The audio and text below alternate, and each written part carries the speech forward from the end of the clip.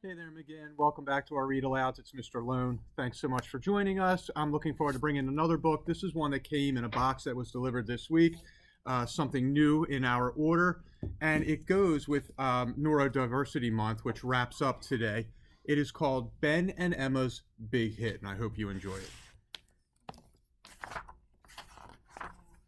When Ben walked up to home plate to bat, he saw everything. He saw the diamond-shaped field. He saw the dome of the pitcher's mound. He saw the curve of the ball as it left the player's hands. All those shapes told a story to Ben, a story about playing the very best game of baseball he could. But there were other shapes that didn't make much sense to Ben. When he looked at a book, he knew there was a story in it too, but he had a hard time figuring it out because he had dyslexia. That's why Ms. Kim coached him in reading. Just like Ben's Little League coach trained his team in baseball, Ms. Kim trained her team of students in reading by connecting letters to their sounds. She taught him the letter B made a sound like a sheep ba. It was confusing because when he learned his ABCs, he made a B sound. Ben didn't like this one bit. Reading time was Ben's least favorite part of the day. It seemed so easy for everyone else, like Emma, the star pitcher of his baseball team, who was in his reading group. She always walked around with the biggest, fattest chapter books. Ben had trouble with even the shortest words. On the ball field, everything seemed to click in place for Ben, and he felt cool and calm. But when it was time for reading groups, he felt very different. His belly ached, and he started to sweat. It felt like going up against the hardest team in the league every day. The reading group started with an alphabet drill. When they got to the letter B, Ms. Kim held up a picture of a bat. Ben smiled for a moment. "What are you thinking about, Ben?" Ms. Kim asked. "A home run," Ben said. "The bat reminded me." "I think the letter B looks like a bat with two baseballs," Emma added. They finished the alphabet, and then Ms. Kim started putting letters together into words for Ben and Emma to practice reading. Bat, ball, hit. But Ben didn't read words like he knew he was supposed to. He wasn't able to connect the letters to their sounds. Nothing made sense.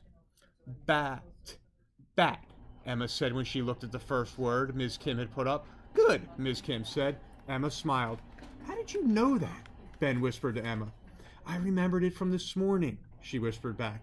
Ben slumped in his chair. He felt alone. Ms. Kim put up different letter cards. "Ben, how about this one?" Ben stared hard at the letter cards. His face got hot. His mouth felt dry. He hoped that the word would just pop into his head. But it didn't. The lines said nothing. The circles said nothing. Just like yesterday and the day before, and the day before that. He couldn't stay in the room, not 1 second more. So he ran, like he was rounding the bases, trying to beat the ball home. He ran right out the door. Miss Kim found Ben by the water fountain. "I was thirsty," Ben mumbled. But he wasn't. He was upset. He was embarrassed. And he didn't like reading. "Would you like to take a couple of deep breaths?" Ms. Kim asked. He did. Soon Ben and Ms. Kim walked back into the classroom. "Learning to read can be tough," Ms. Kim said. "Not for Emma," Ben said. "She always takes out the biggest books from the library." "I do like books," Emma said. "But I can't read them. Not yet, anyway." "So why do you always pick them?" Ben asked. "I like to pretend I can," Emma said.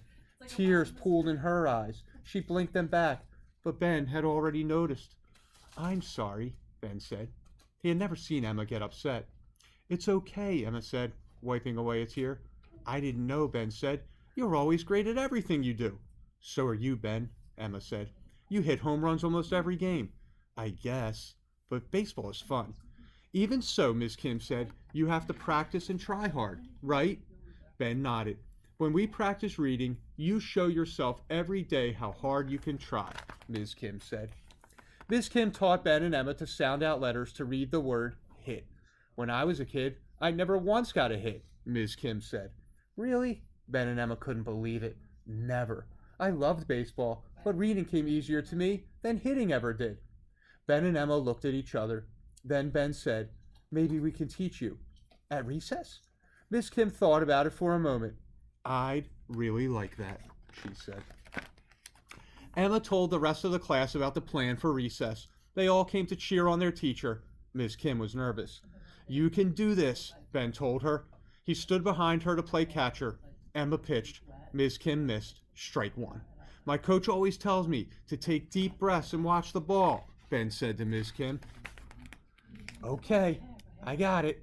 I'm ready for another one, Miss Kim called to Emma. Emma threw another pitch to Miss Kim. Again, she missed. Strike two. This is really hard, Miss Kim said. You told me. Show yourself how hard you can try, Ben said. Miss Kim smiled. You're right. Ben showed Miss Kim every step he took when he hit a home run. Miss Kim practiced a few times. Ready? Emma asked. Sure am, Miss Kim called back. Clutching her bat, Miss Kim watched as the ball flew toward her. She swung and, crack, the bat made contact with the ball. It didn't go very far, but Miss Kim had hit it. You did it, Ben and Emma yelled. I did. I can't believe it, Miss Kim said. What a relief. My stomach was in knots. I know all about that feeling, Ben said. Ben and Emma's classmates flooded the field, high-fiving and cheering. As Ben took in the scene, he saw all the same familiar shapes he knew so well. But he also saw another story unfold, the story of someone who tried really hard and found her own way to learn something new. You never gave up, Miss Kim, Ben said. You didn't let me, Coach. And Ben knew that he'd never let himself give up either. He would get help from his team. Even if learning to read was hard, he'd keep on trying every day. So boys and girls, I hope you enjoyed that story about persistence, about supporting one another, about, hey, we're going to succeed and at everything that we put an effort into, but some things will come easier than others. The idea is to keep pushing, and challenge yourself. Believe in yourself. McGinn, I'll see you back here for another read aloud tomorrow. You have an awesome night.